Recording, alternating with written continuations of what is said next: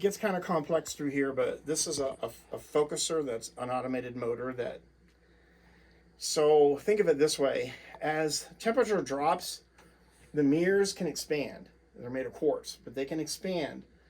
Everything else expands too, which means the focus changes. So it's important for the focuser. You have to refocus it if you want to stay perfectly focused all night long.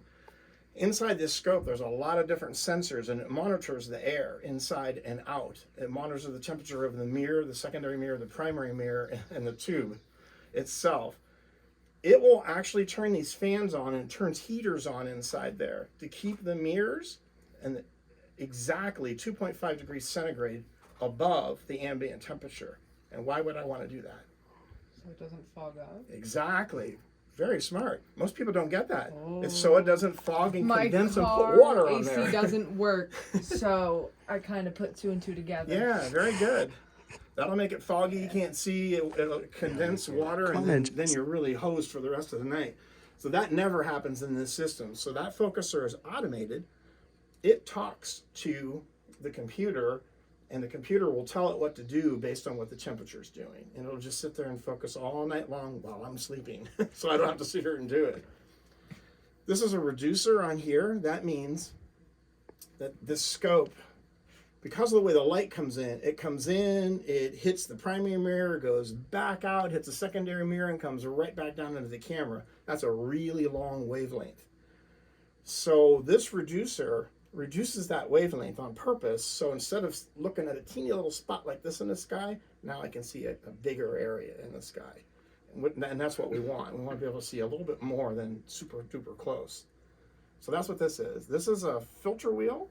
This has about $6,000 worth of filters in there. They're narrowband filters, and they're what they call LRGB, luminance, red, green, and blue. When we shoot LRGB, that just means, and I'll show you some pictures, that just means that it's the true colors of what it really looks like if you were there. I mean, if you flew there in a jet or a rocket ship, this is what you'd see for real. Narrowband is what the Hubble uses. So I've got those in here too, and the narrowband filters are very precise. It picks out great detail that the other color ones can't. And it's what we call false colors, but boy is it beautiful. Yeah. It really gets detail. And then this is the baby that does all the work. That's a $10,000 attic camera. It's a monochrome camera.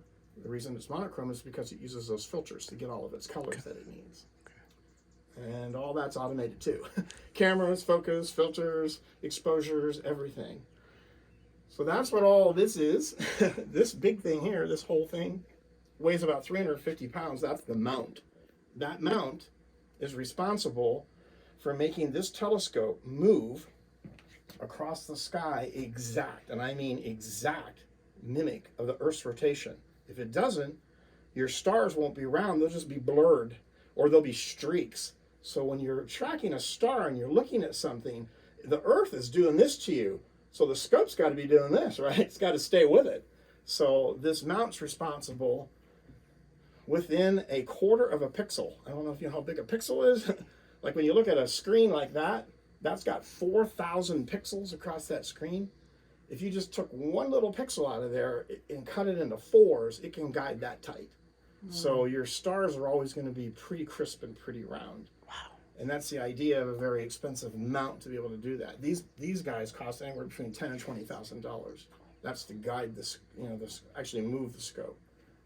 This guy, this is another telescope. It's called a guider scope. And there's another camera on the end of here, right here. So this scope is looking in the same kind of direction. It doesn't have to be exact, but in the same sort of direction as the big scope is. This guy's responsible for picking out one star, and this camera will lock onto that star. And if that star even moves just a hair, I mean a quarter of a pixel, this little cable right here sends information to this mount, and it adjusts the mount.